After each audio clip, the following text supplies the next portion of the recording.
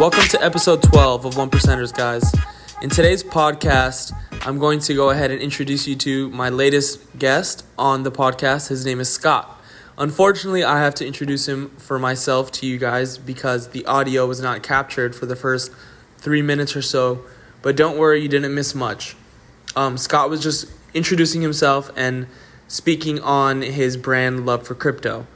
He runs a YouTube channel, an Instagram page, a Twitter, and I believe all of them are at Love for Crypto. So make sure you go follow him and keep up to date with his latest content. But before we go into that, I just want to give you a little background on him. I've been following him since 2017. He's a big, strong advocate for the digital asset XRP, which was one of my largest trades and is very dear to my heart. So speaking to him was very warming today to hear another enthusiast on this digital asset. He has a great video out on YouTube that I recommend all of you go watch. I believe it's called The Economic Machine Ripple. I'm pretty sure if you just type in those keywords, it'll come up. Or just type in Love for Crypto and go ahead and scroll and look through his videos and find it on there. It's a must watch, guys. He breaks down the entire implementation of this digital asset, of course in theory, but it is more than likely the way he makes it seem. So I hope you enjoyed this episode. I'll see you there.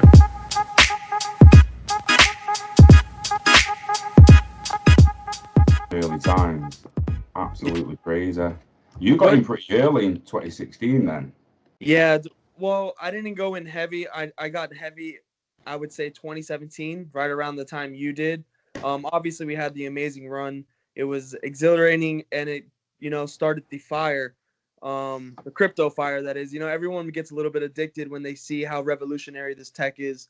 But it's unfortunate because a lot of people that when you say those things, they're like, oh, well, I have Zelle, I have Cash App, I have these things, and they don't understand how the banking system works and how none of those transactions are actually settled.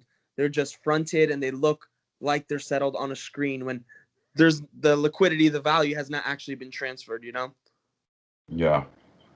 So, so you got in around 2017, decided to start Love for Crypto. And I bet getting in at that time was like, holy crap, this is like the next big thing. And you obviously portray that on your YouTube. I thought it was gone in 12 months, me, bro. It's like, yeah, I thought it was going and gone, never coming back.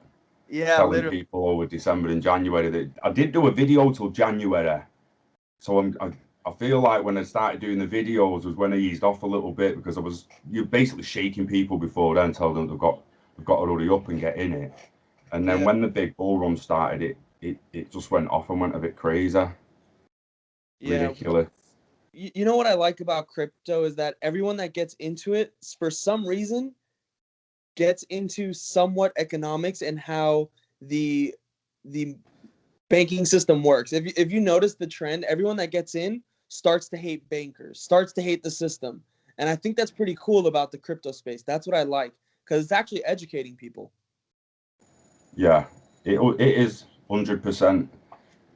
It's a weird one because I think like there's two kinds of people. There's maybe three kinds of people in the space. There's the kind that's just thrown money in and's waiting for it to happen. There's the kind like you just said that's thrown money in is actually really, really interested in how poor the system's been in the past and how poor the current system is and how it just can't go forward. And they do look at geopolitical finance and stuff like that. And then there's even another kind of person like me. I'd 100%, I'm more like this, is going into Internet of Value.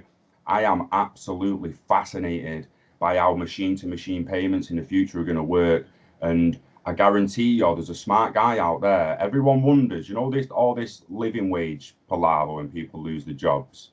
There's a lot of people at the moment moaning because the artificial intelligence guys are saying, look, we need a living wage.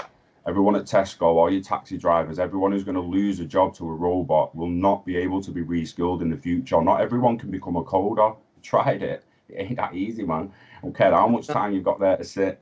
Do you know what I mean? Not everyone can code machines in the future. People like to, they'll just end up a coder. Well, no. Some people will need a living wage. It might be £250 a week.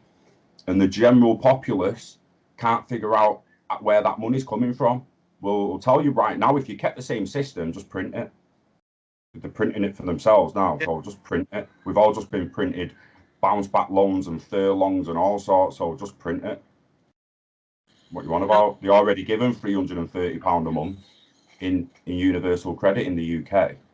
Yeah. Now getting back into like the crypto and how you got in, were you intrigued with economics at any degree? Like, did you care about the banking system, or was it crypto that actually brought you down the rabbit hole? Because it is a rabbit hole.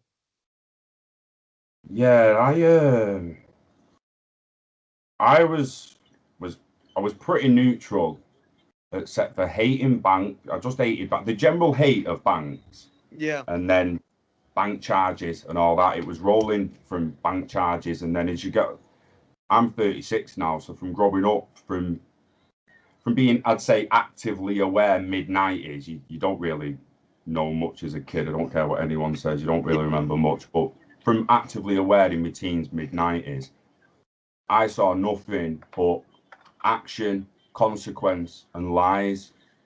Action, consequence, lies. And I don't care what anyone talks about. You talk about the death of Diana when I sat on my bed and my mum come in crying. 2 years later, people questioning it as a murder. And now when I'm thinking, you don't know what's come out now. Do you know what I mean? It's absolutely ridiculous when you think back to the Twin Towers, to Saddam's weapons of mass destruction. Lies, lies, lies. To crypto being just for criminals. Yeah, come on, move over. More lies, bro. More lies. Get out my way because I'm going in. Like, I'm 40. It's like I say, it wakes you up. Not only does is it its own little rabbit hole. If you watch the flipping, I can't remember what he called it now, the master plan, one world currency that Kurt did. Yeah, but I know that video. I made that a couple of years ago, right? Yeah, they was all credit. Well, not I won't say all because that's a bit wrong, but most credit to Kurt on them. Even Damore of Twitter. If you follow Damore on Twitter, he sent a lot of documents over. Chris, who used to be on the team, now does Cyberpunk on Facebook and that. They helped with them documents a lot, and it does pull you in to a rabbit hole. And when you look at XRP, the reason the people who fundamentally have looked at the technology behind it and what it is and what it's for in the future, they know we not only do we need it. If you look back to 2018, I've got a couple of things up. If I can just pull that there, because you forget the actual names of them at times. But the G20 Washington Summit in 2008 was basically the first ever G20 summit. We all like to talk about G20 summit meetings like they've happened since 1910, something that no one even thinks. Like the 12 years old, mate, them summits. They've only happened for the last 12 years. They happen for a reason, because we need a new bridge reserve currency. There was a London summit the year later, then you got real-time gross settlement in the UK just a few years after that. Then there's talks of CBDCs. You had Ripple emerging, letters to the treasuries. It's just like it's just a done deal. The W3C.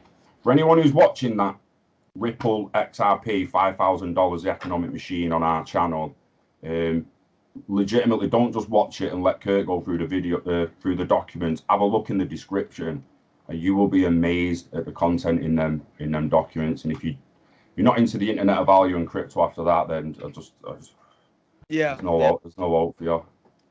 Now, for those of the people listening that don't know what a G20 conference is, essentially it's just all the countries getting together and talking about whatever it may be. Correct? Yeah. The G20 is the top 20 financial, the top 20 of the GDPs. But like the G7s, the peace summits and stuff like that, I think they have a few different ones, but yeah. So what you're trying to illustrate to everybody is how they got together, and essentially they're talking about one world currency, which you clearly go over a lot in your YouTube, and you're a big advocate of this, which I am strongly as well. And how they're trying to bridge liquidity and just find a means of transmitting value amongst one another, right? Yeah. Yeah. So it's removing the past contagion and Triffin's dilemma. Again, these are words I didn't even know 3 years ago. I wouldn't even looked into it. Like say, it does pull you. It's the G20 summits, the summits on the financial markets and world economy. But if you look back, if you was to go to Google and just type in China ask for new global currency, you'll get reports from 2009 during the last crash where they're calling for the US dollar to be taken away. The European Central Bank, the UK bank, every bank, Bank of China, everyone's saying the same thing. We need to remove the US dollar as the world reserve currency. We need a new currency. And then 3 years later, boom, XRP comes out of nowhere, answering the call, and nothing's even coming close to it. So over your years being involved in the crypto space, it's been roughly 3-4 years now, give or take. Has your views on XRP changed at all? No, except for maturity taking a little longer than I first hoped and thought. I think adoption is always going to be the same. Again, I'll come back to that video, the Everest timeline. It will be in the description. I think you'll be able to just Google Everest timeline, and just have a look. You watch this.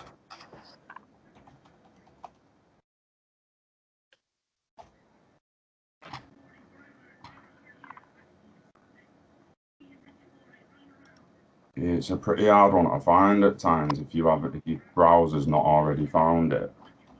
But it's in the description of them of that video of the Ripple arc. It's not coming up for that, so we had to do a little bit of diving.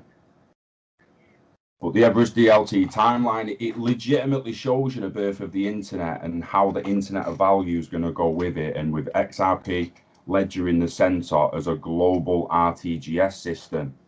It's a global RTGS system. Whether other ones are used or not, I don't care. Ripple and, well, not Ripple, but XRP Ledger is a global real-time settlement system. It can move value real-time. There's stuff being built on top of it, such as the Flare network and Codius and Solargenic and stuff like that can utilize and facilitate the XRP Ledger to run DeFi and smart contracts and stuff. So it's all growing.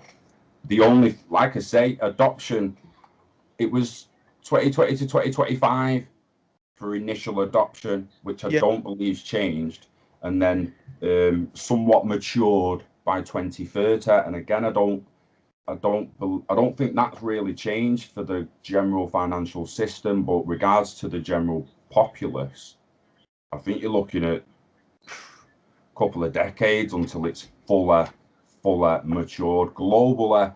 I'm not saying America's not going to be cashless by 2025. I'm not saying the UK is not, but people are too close-minded. They don't think about there's over 200 countries in the world, not just us. You got to think about all of Africa. Oh yeah, what, they're all just going to have financial services in a couple of years and they'll be done and dusted. ATMs popping up all over the gaff. It's not going to work like that. They still broadcast standard definition TV. I can't tell people this enough. We went from HD ready to HD adoption. Are we HD matured? We are. Are we, if they're still broadcasting standard definition? Oh, yeah. Why are they still broadcasting standard definition if we're HD matured? Yeah, we might have 4K. Yeah, we might have this, but I can't say for 100% that the globe and the planet is fully matured on HD TV technology. Otherwise, there'd be no need for a standard definition TV in the Virgin box. The implementation of it is taking quite much longer than intended, for sure. I agree with that. But gearing back into the digital asset XRP, so like a lot of the followers, or at least in my audience, are newcomers more to the space. So they have a lot of misconceptions of XRP. But before we even get into that, I want to talk about, let's break down what the XRP ledger is. Like, what is XRP? What is Ripple? These people are coming in and they hear, oh, Ripple's a company, XRP's centralized. A lot of people even intertwine the word Ripple meaning XRP.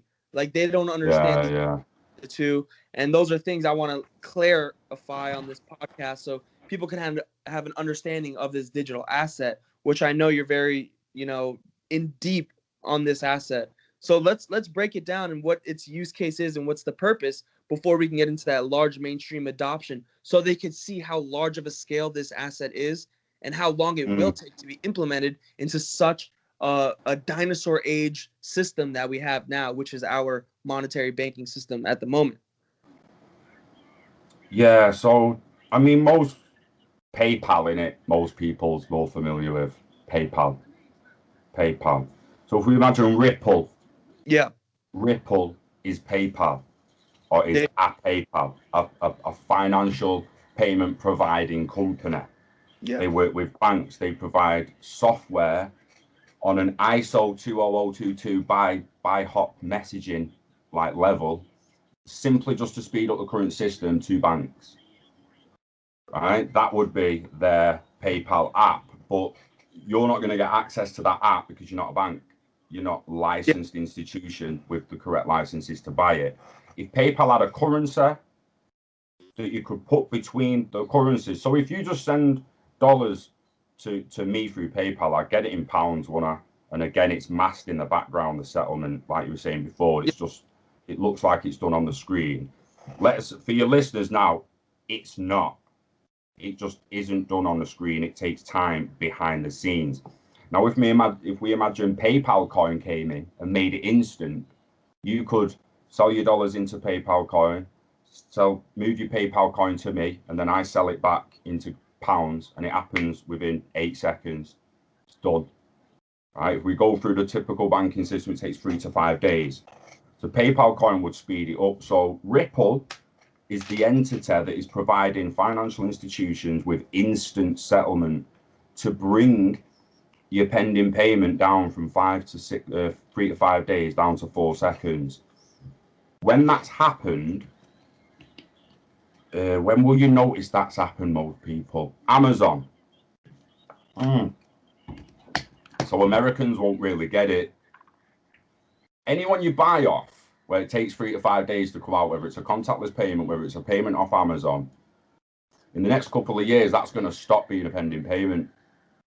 It'll just be boom, boom, boom.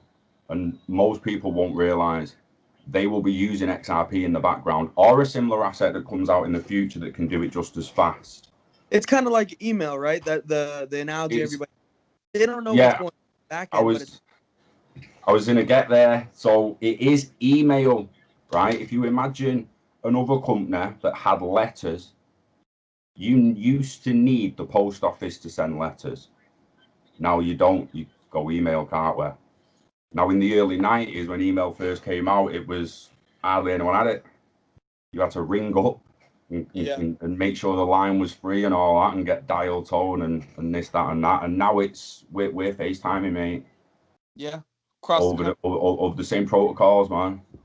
Yeah. We're FaceTiming over the same protocols. Now, Interledger protocol, we're doing this over IP, the internet protocol. IP, everyone knows you've got an IP address, and you've seen HTTP, and you've seen HTML, and you've seen DC, you might have seen DCHP and stuff like that, and you kind of get a gist of each device has got its address and this and that on the internet. Well, that's internet protocol.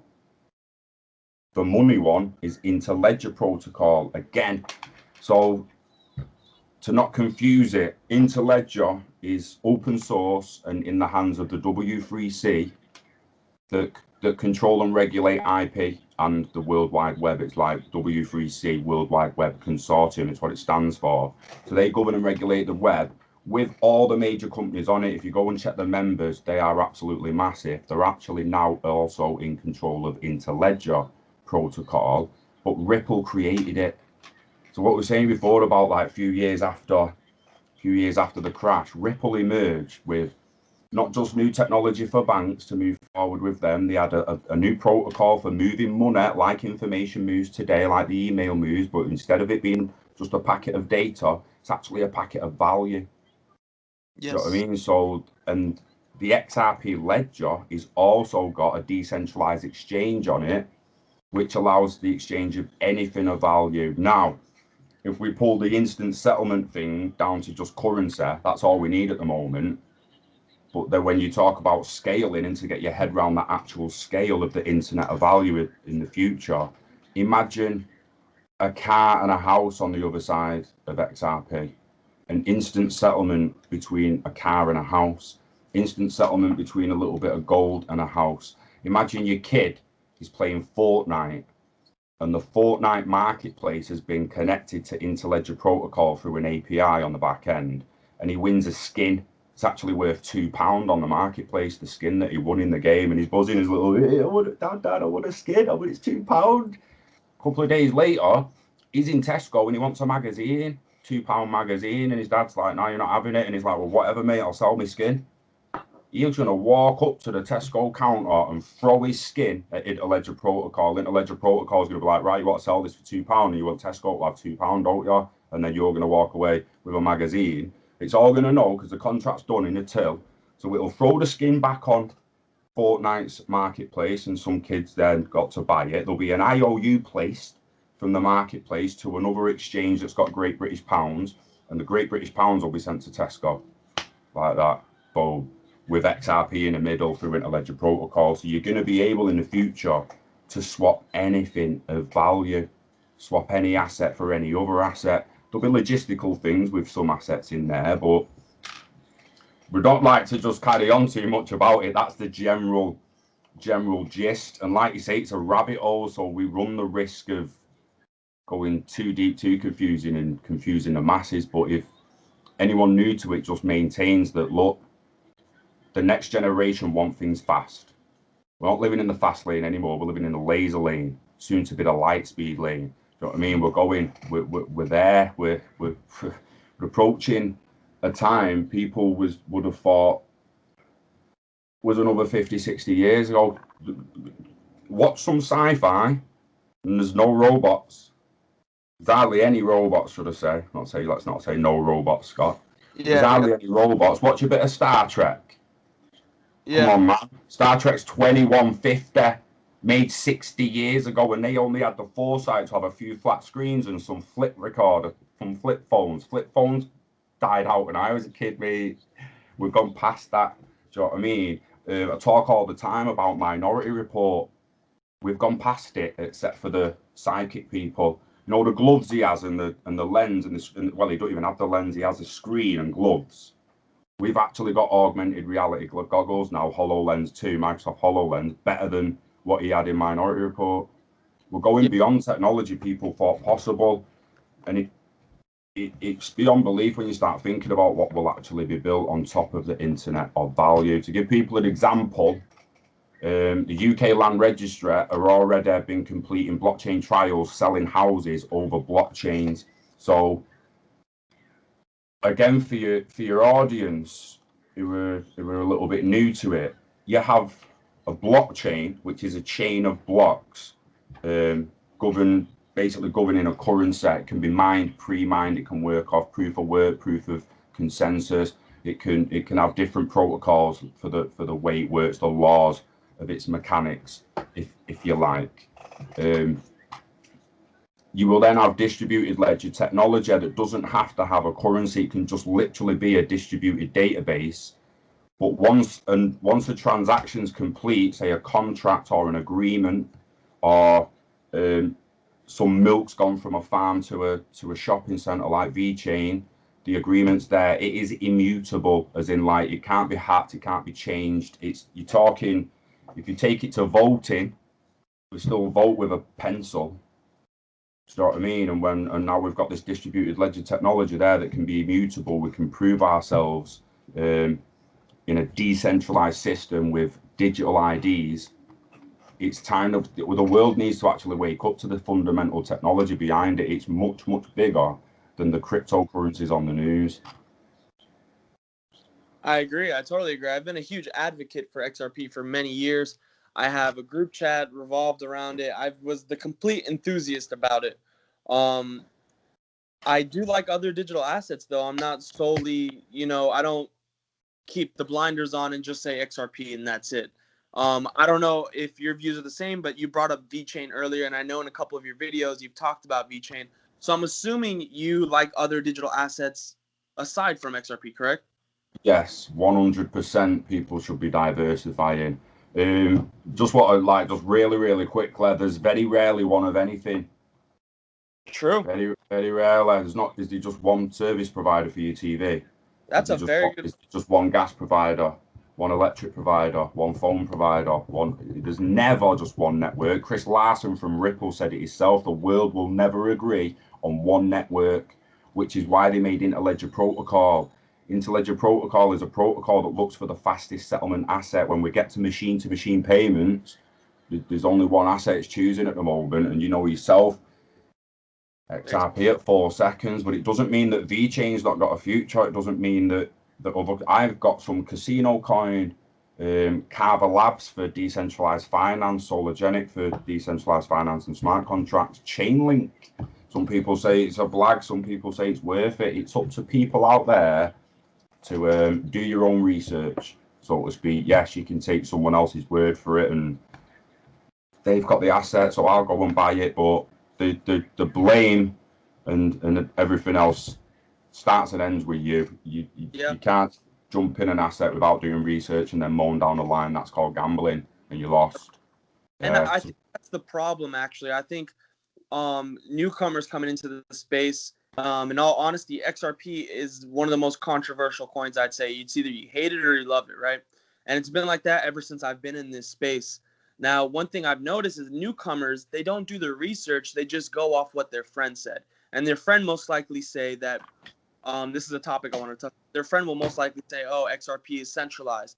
XRP is a bank coin. XRP is this. XRP, things that don't even make any sense, that clearly they've never done 5 minutes of research on their own to debunk and actually see the truth for themselves. I would actually like to go ahead and debunk some of those things. One of the biggest things that I actually got last week was XRP is centralized. And I had to break this kid's entire mind down of why it's not centralized. If you could tell the audience, what is your major point when someone says XRP is centralized, what would you say to them? Right, I'll get an article up now, because it's not. This is the thing, and like if they're saying it is, they don't truly understand what decentralized means. I was talking to a mate the other day about a decentralized democracy, right? Yeah. And how long do people think it would take to come to a consensus agreement about what percentage should be consensus? And should it really be one side only? Shouldn't it be that or that? Yeah. I know that's a bit East-West Germany, but legitimately, like half a country live one way and half a country live another way. I'm talking over decades segregation moving out, getting a little bit off topic, but decentralized voting and decentralized democracy has to go somewhere. Yeah. But Ripple. So Ripple runs on nodes through consensus algorithms.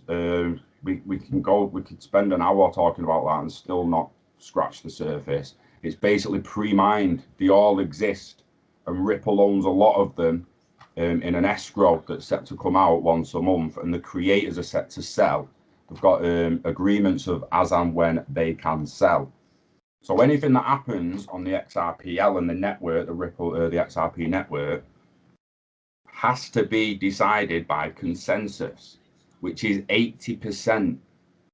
You reach 80% consensus of the validator nodes, which are validating transactions and have done so without fail for the last 7 years.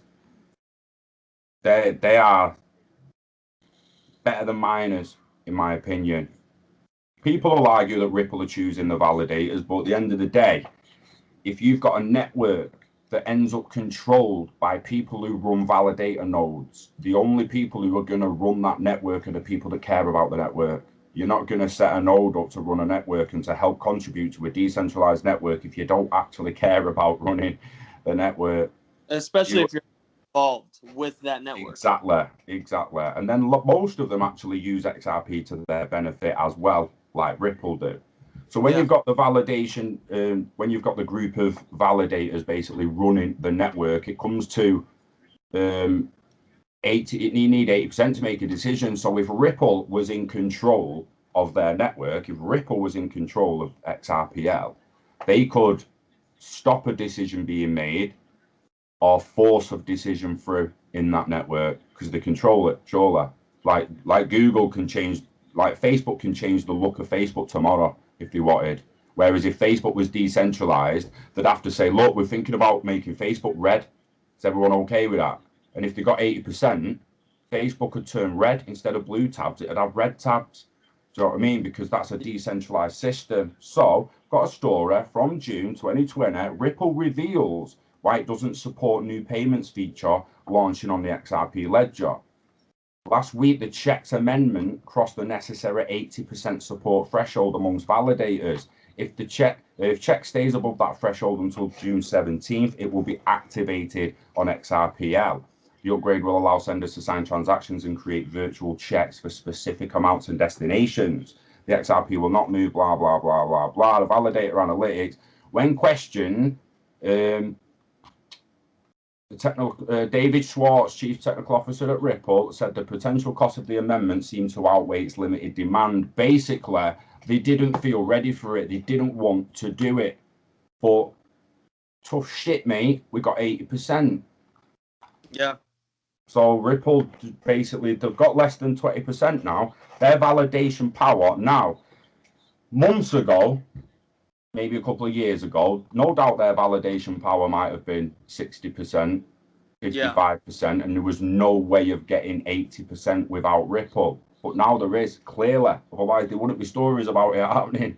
Yeah. You know what I mean? So again, it comes back to smoke and mirrors. The same kind of people still running around saying Bitcoin's only used by criminals are the same kind of people that will tell you that XRP is a security, XRP isn't decentralized, it's centralized, blah, blah, blah. And they just ignore the W3C documents, the interledger protocol, and everything else that truly matters in a world moving forward. How do people think the kids are going to live, mate? It's crazy. Do you think the kids are going to want cash and wallets and bank cards and all that? I always talk about that. I'm like, okay, so I'm 26. My kids, or let's say my kids' kids, they're going to tell stories about people walking around with pieces of paper and coins in their pocket for payment. They're going to be like, wow, people used to do that. That is so crazy. And that's really where we're headed. Now, just to like, I'm totally with you. I totally understand and get everything that you said and how you broke it down. But I'm going to just go ahead and try and reiterate just a little bit to the newcomers so they can understand. So you talked about nodes, and feel free to stop me at any moment and like add whatever you need if I'm missing anything. So we have nodes, right? And nodes are things within the blockchain that validate transactions going through, right? You talked about proof of work, you talked about proof of stake a little bit. All these different coins have their own way of generating new blocks within the chain. And nodes are on that protocol that validate each transaction that's going through and making a new block, correct? Yeah. So we have XRP, right?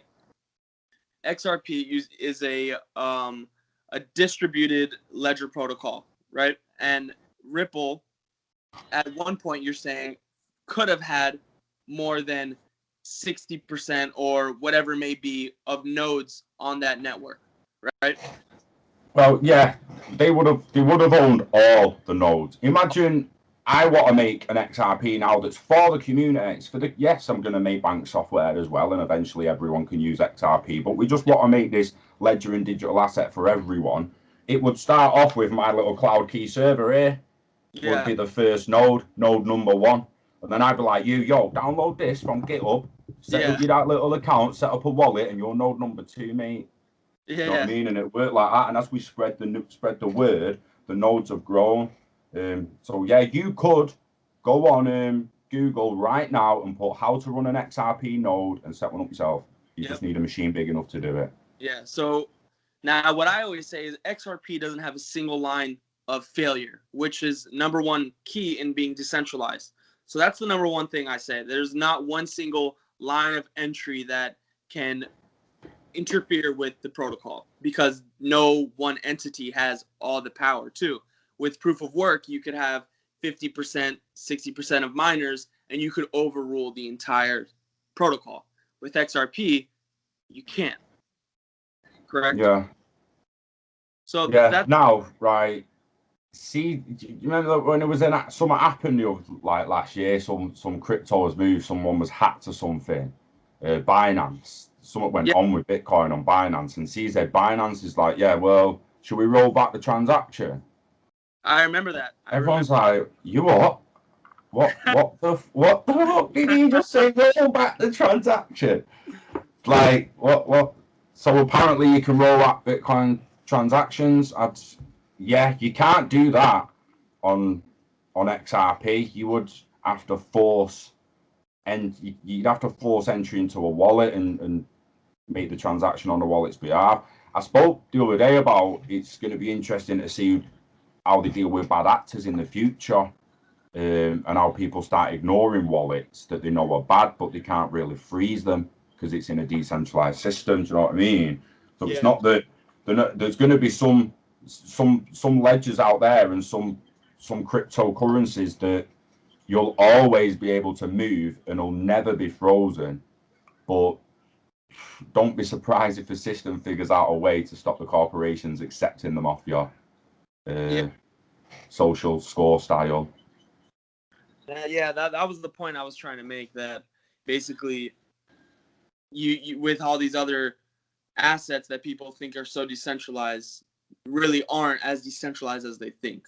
And the one that they think is so centralized is actually more decentralized, being XRP. Yeah. Just a huge misconception, and I wanted to clear that up for a lot of the newcomers and people that are listening, because they don't do their own research. They'd rather just have someone tell them and go regurgitate it to somebody else rather than look out for themselves, And what I don't understand that it has to be one or the other for a lot of people as well, because I'll say to a newcomer, take Twitter with a pinch of salt regarding crypto. Seriously, you're better off searching hashtags on Instagram to find crypto content that's just legitimately positive, and you'll see traders, you'll see people just being positive about crypto, whether they're trading it, whether they're hodling it, whether they're only just invested in it. It's generally positive. Crypto Twitter is basically, it's tribal, man. It is tribal, mate. Like, there's cults in there. Serious, bro. Like, I'm scared to go on it at times with you, mate.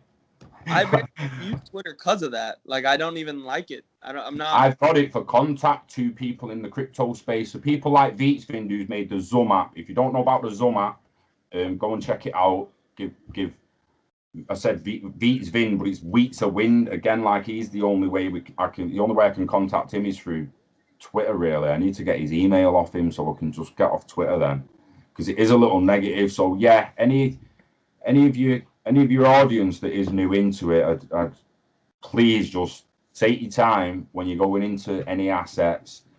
Do your own research. Don't trust what someone else says. I can say this all I want. I've still told you to go and have a look at the documents. Chase the G20 meetings. Chase the fact that what's this Triffin's dilemma Scott's been talking about, what's contagion. Because you don't understand that, like, when Russians have to buy oil from another country, they don't buy it in Russian currency, bought in dollars. So all these foreign nationals having to buy all their assets in dollars, meaning they have to hold dollars at any given time to do it. What happens if then the dollar just crashes in one market? Get contagion, because it's also in load of other markets, singly pegged on its own. Now, crypto's providing on-demand liquidity. It's not just XRP that's going to provide that. The whole internet of value will provide that. So if people just take it easy, only invest money they're willing to lose at first, then just understand that professional gambling, the term professional gambling, is informed trading of information and value. Right? You can walk into the bookies and bet on a football match and just say the fifth football match down the list, 1-0 on team at home. You don't even know who's playing. That was an extreme gamble. Or you can go into the bookies, you can be like, yo, who's the number 5 game? Who are you playing? And see that it's top of the league against bottom of the league. The top of the league's got all its best players. The bottom of the league's got a few injuries. You can start getting some information about the game and start making an informed decision about what outcome you think is going to be. Again, don't just go in and think, oh, what's number 5 in CoinMarketCap? And go and invest in it. Might be Tether, mate. Do you know what I mean? It could be you could buy a load of Tether and wait for Tether to go to $10. It's never going to happen. Tether's actually what they call a stable coin. I call them pegged coins. It's pegged to the dollar. So little inside crypto joke there for anyone who didn't get it. That's such a funny thing to say. So like, if you're buying Tether, you're buying a coin pegged to the dollar, right? So you're Mm. basically buying a devaluating item. It's not even an asset. You're buying a liability at that point because the U.S. dollar is headed towards a demise. Yeah. 100%. So So most people just need to make sure that they're not really in tether on the day it truly goes. I don't believe we're in the true recession yet, mate. Have you seen the market cap of Apple I have, and the rest of them at the moment? I have. Mate, you're talking $2 trillion companies and stuff like that. $2 trillion. Google, 2 trillion. Apple, 2 trillion. Like what? Our companies getting worth that in a recession. We're definitely in a recession. I think the valuations of assets are propped up by Federal Reserve banking. If you go to the money supply and the balance sheet of the Fed on their website, and you pull up the S&P 500 alongside with the printing of their money, you could see it's completely 100% correlated. You have the Fed also saying they are the biggest buyers in bonds. They're entering equities markets. They're dumping loads of money. I think it's a bubble mania what's going on with Tesla and all these huge stocks. When you look at the real economy, we have, GDP falling to the floor. We have unemployment rates on the floor. That's the real economy. I think the stock market is the fake economy, the economy that we'd like to put. That's the makeup. That's the makeup on the face of acne. You know what I mean? Yeah. Do you know what's scary? What? What's scary is a recession is 2 quarters, 6 months, just 6 months, just 2 quarters of consecutive downwards in the markets. Right, we're getting that while some companies moon. Right, while also some people are talking about it being a possible depression or leading to a possible depression. That's 3 years. That's crazy. But honestly, I'm not opposed to that thought. I think it's actually rational. Yeah, I said to someone the other day, said they'll probably announce depression. I don't be surprised if they announce recession, depression early next year. He went, you can't because it's got to be 3 years. We're only 6 months in. We're only like, it's been 6 months now. Like we're in recession for the first 2 quarters. We're in the third quarter, but that's 2022. It's perfect for them, innit? Perfect for them back end of 2022, going into 2023 when they're all ready for the ISO. They've all done the ISO migration and they're ready to let it absolutely pop. I'm not saying it's not going to move a little bit before then. Clearly will, but anyone getting in early and coming in at the moment who's new to the game, just remember, patience always wins when it comes to investing. And like I spoke about the maturity of HDTV, trust me, you have got time until the internet of value moons, as they like to say. You've also got time to reinvent yourself in a new world. The world is changing dramatically to the point where you legitimately can just do YouTube for a few years talking about gardening and end up taking a revenue from it. So it's madness. People should That's true. invest in themselves and their hobbies as well. They really should, mate. Just like you're doing yourselves, and that is I know entrepreneurship's got a little bit hip and all that, and everyone wants to be an entrepreneur to get rich. Well, just promise yourself that your riches are not currency. That's all you need. You need some materialistic items, don't get me wrong, but your true rich should just be happy. To get on a road that makes you happy, yeah, Yeah. you're going to need a little money and value, which is where the crypto investing will come into. But people need to make sure they're in a job they want to be in, especially considering they could lose it within the next 10 years to a robot. That's Um, that's something I've always said. Don't worry about making money so much. I get the whole buzzword, like you said, entrepreneur. Everybody wants to do their own thing, but try not to just get so wrapped up in the titles of all that. And I think people should just worry about making themselves more valuable, because the more valuable you become, your equal value will find you. So if you become so value to where you could give back value, you're going to receive that equal value. So if you're, and I'm not even talking about in monetary means, but let's say that for measurement purposes, let's say my value, my knowledge, everything that I could bring to somebody is worth $1 million. I'm not going to go out and look for that $1 million, but it's going to find me because of how much value I could bring to this earth. yeah, no doubt, mate. Furniture. anything, furniture. If someone's got nice furniture, do a review of your furniture. Get it on YouTube. Build a little bit of attention. Go around to your mates who's got a nice couch. Review his couch. Go around to your other mates, your aunties, your cousins, your sisters, your grands, and just go to a DHS and do a YouTube live, bouncing on DHS beds and all that. And I guarantee, down the line after a couple of years, you'll be getting free furniture to review.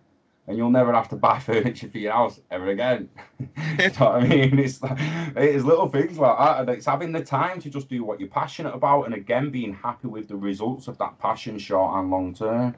Yeah. It just is patience. Patience, guys. Patience. Yeah. Now, just kind of shifting the podcast a little bit over before we, end it. I wanted to ask if you were involved in any other assets outside of the crypto space. Like, do you believe in gold and silver? Because, like, being involved in crypto, it always goes back to precious metals, like how there's so many similarities between the two industries, or should I say the two markets, or maybe even real estate, whatever it is. Do you see value outside of crypto, or are you all in on? Well, right. I only really hold crypto at the moment regarding other assets. Precious metals will always have value. People should definitely invest in them. Gold is not even started going up. Yep. In its true value yet. It's not even 1% of its true value, gold, yet, because we're not in space. So gold's not jewelry, man. You'll need to get it out of the head. Gold isn't jewelry. It's not a store of value. It's a metal that reflects radiation. When people like to say, how do we get through radiation belts in space? That material that you got around your ring, love. You know what I mean? Like, it legitimately is. It's radiation shield. So you just wait till Elon Musk is wanting to colonize Mars and watch the price of gold go boom, because he'll need to fill the inlines of his shit with gold foil and all that stuff. Even before, even before we get to that degree of that gold, is when you know. That's when you know the patience. I'm talking about space. That's when you know, when you're investing, you're not just doing it to tomorrow's a hope. I'm talking about leaving legacies here. This is possibility of leaving legacies. The world's going to change more than anyone realizes. This is the point now where in 2250 or 3125 or 4300, I don't care how far forward you go, if the history books still exist, this will be the time to look back and be like, yo, that is when they truly went digital. Yep. It truly went digital then. Not the fourth industrial revolution. It is the first true digital revolution. 100%. People ain't seen nothing yet. Nothing. They really aren't. It's funny, I'm such a big advocate for gold, and I haven't even heard that one, that it reflects radiation. That's new to me. You learn something every day. I'm grateful for that nugget you just gave me. But I think this is not even the start of gold's rise. I think gold's headed much higher. And before we even get to the adoption level that you're talking about for usage of gold, I think it's going to skyrocket just based off of the massive amount of currency printing into our economy, and going to be detrimental to the value of the dollar. And gold being priced in dollars, if the dollar collapses, gold by default will skyrocket. And I think that's what's going to happen before we even get to the adoption that you're talking about, which will take it even further, Also, before running up to like 2030 and 2035, we're going to see a lot of interledger protocol enabled apps coming out that allow you to swap assets through ILP. When it gets a lot easier to actually purchase gold, and not just purchase it, but have the laws and the rights to actually be like, look, send me my gold, I own it, so you can hold it or let another person custody it for you. People have then got to think about the gaming aspects before, like I talked about the Fortnite marketplace. There's so many games out there. If you're not a gamer, I need you to just realize how big some marketplaces are. They are bigger than eBay. Wow. Bigger than legitimately, they are massive. Do people not understand that I've got a game here like Star Trek Online, where I can go around our galaxy, that's pretty much loads of the stars that are in our galaxy with some made up planets all around them, and visit different marketplaces that sell different things at different levels, at different prices, in different areas. And it's absolutely massive. The amount of items available for the amount of in-game gold is unbelievable. And I'm telling you now, the minute their marketplaces are attached to real world marketplaces, is extra value on the global economy. People are going to be making value from nothing, just value being made. Wow, I never even saw it like that. I've never grabbed that, virtual industry and actually been able to see value within there that could. Mate, that's pre Ready Player One as well. That's crazy. Like VR just takes it to the ready. Like, have you seen Ready Player One where he's in the game and he buys that suit and all that, and it's delivered to his house?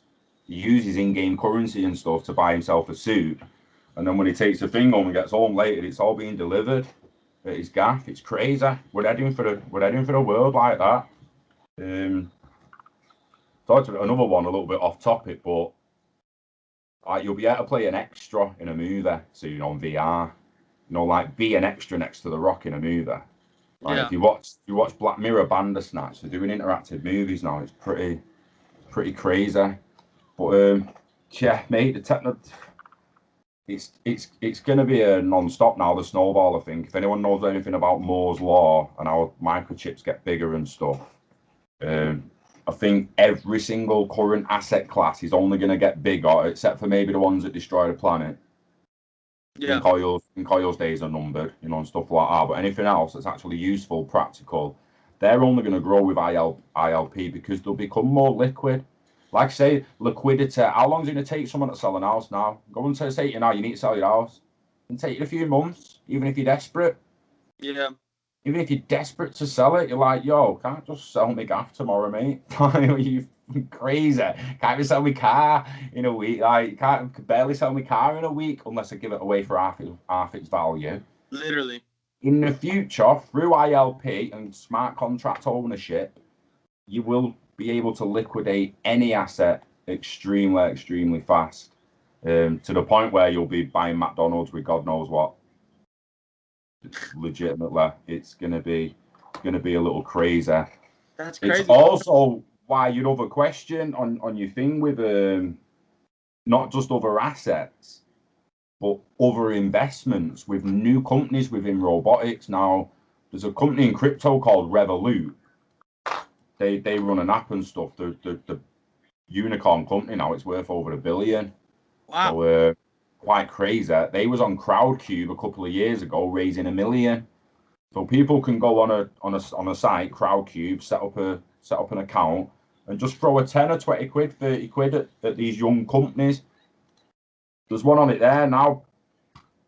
I've been looking at it, and I'm not sure whether to just like throw a little bit before it is. There's 1 day left, man, and you're gonna get past the day and proper regret. Do you know what I mean? But Cambridge Clean Tech Polysolar makes transparent architectural solar glazing, now finalising a distribution agreement with E.ON. They plan to lead the electric revolution by transforming building and transparent infrastructure to renewable power stations. They had a target of $250,000 to raise, and they've raised over $1 million already. Smashing it, cloud. There's all tech companies. I just look at tech companies. Anyone into Internet of Value, Internet of Things devices, anyone into robotics. Like I say, the robots are coming to take your jobs, mate. They are. Get rid of your job as fast as you can and get paid off hobbies, because robots ain't coming for hobbies, coming for job. That's a good one. Saying. Alone, Ben, David. Go away, listening in, phone. But yeah, not coming for our hobbies, are they, mate? They're gonna come for our jobs, though. My brain never even put those two together. You just connected a dot in my brain right there. Wow.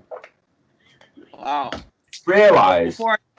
Before we get off the podcast, I want you to just go ahead and tell my audience where they could follow you and get more in touch with your content, because you've got tons of great content. One of my favorite videos that I think everybody should go watch was the one where you talked about the SDR basket and many more. It's called the economic machine Ripple's plan or something. Yeah. That is by far Ripple my favorite XRP, video. the economic machine. If you just type the economic machine IOV in Google, you should be able to find it. Love for Crypto YouTube. The tags are generally just at Love for Crypto 17. Thought we'd give a shout out to 2017 in our tags, so that's what the 17's there for. It's showing the founding year of the brand. So yeah, if you just Google "love for crypto," we tag it and got the SEO decent enough for you to find us anyway. You'll see the YouTube, the Twitter. As you can, I'm trying to grow the Facebook more and the Instagram because, like I say, Twitter's a bit too tribal for me.